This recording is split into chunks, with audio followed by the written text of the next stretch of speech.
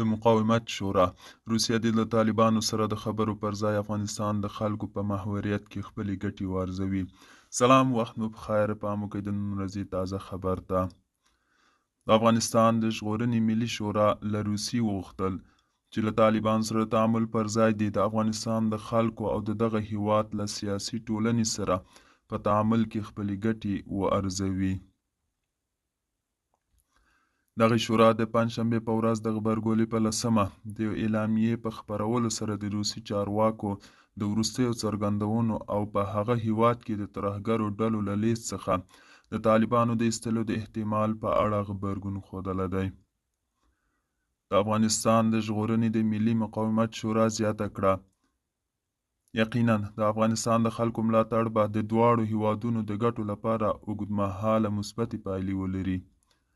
دغه شورا په خپله اعلامیه کې ویلي چې طالبان یو غیر مسؤله افراطي ډله ده او په تروریستي فعالیتونو کې لاس لري چې تر 22 زیاتو ترهګرو ډلو کوربه دی او د سیمې امنیت او ثبات ګواښي.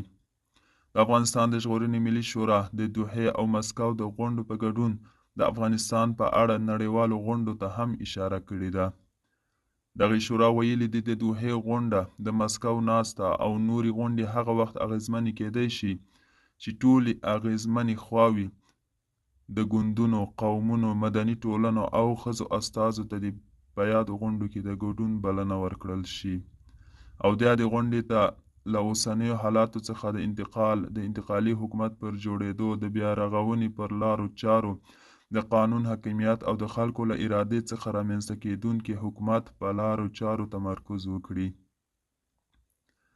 د افغانستان د ژغورنې لپاره د مقاومت ملي شورا ویلي چې د سیمې او نړۍ له هیوادونو تمه لري چې د دې پر ځای چې د یو جاهلي او متشدد ډلې سره د وسلې په توګه کار واخلي، د افغانستان له خلکو سره د خپلو اوږدمهالو ګټو او د دې په هکله د افغانستان د اسلامي جمهوریت د خلکو په اراده رامنځته کېدونکي یو دولت په اړه فکر وکړي.